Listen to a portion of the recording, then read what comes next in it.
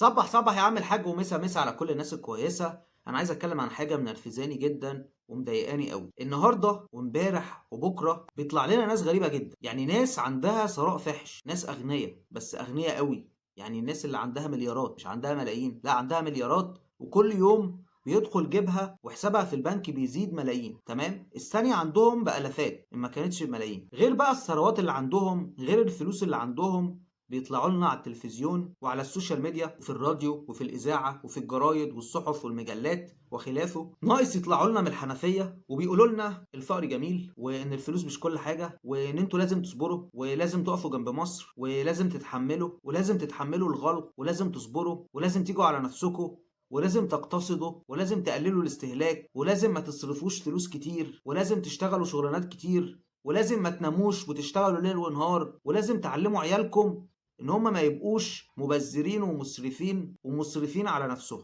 انا مش عارف ازاي بصراحه. وطبعا الناس دي كلها بخلاف النصايح العشوائيه العبثيه العدميه اللي هم ليل نهار عمالين يقولوها، ان هم بيطلعوا يقولوا لك او يحاولوا يفهموك ان هم نجحوا لان هم ناس ايه، عملوا نفسهم بنفسهم، وان هم ناس عصاميين، وان كل واحد فيهم راجل عصامي عمل فلوسه بشقاه. عايز اقول لك معلومه صغيره، كل رجال الاعمال سواء في مصر او بره مصر فلوسهم من حرام، فلوسهم من شمال، فلوسهم من النصب على الناس والسرقة والقتل والخطف والتجارة الفاسدة وغسيل الأموال والتهرب الضريبي والتهريب والتهرب من الجمارك وأي حاجة شمال. وإن هم عملوا فلوسهم من شمال، وإن هم معاهم مليارات وما بيعملوش بيها أي حاجة. حتى الجمعيات الخيرية اللي هم عاملينها هي أصلا اشتغال. وكنت اتكلمت قبل كده عن ان الجمعيات الخيريه في مصر وبره مصر والمنظمات الخيريه والمؤسسات الخيريه والاهليه والانسانيه، ان كل دي نصبايا وكلها على فشوش. فهم بيعملوا جمعيات خيريه عشان يغسلوا فيها فلوسهم وما بيساعدوش حد. هم بس فالحين ان هم ينظروا عليك ويتاجروا بيك ويزايدوا عليك ويضحكوا عليك ويخدعوك ويحسسوك ان انت قليل ويحسسوك ان انت هفأ،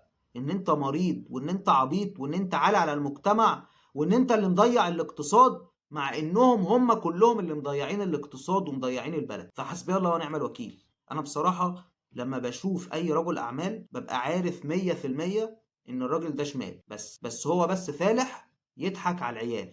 العيل اللي زيك اللي هو فاكر الناس دي ناس نظيفة وناس عصاميين وعملوا نفسهم بنفسهم وبيساعدوا البلد وعاملين مشاريع، كل ده فيستك، كل ده غسيل اموال، كل ده شغل شمال في شمال.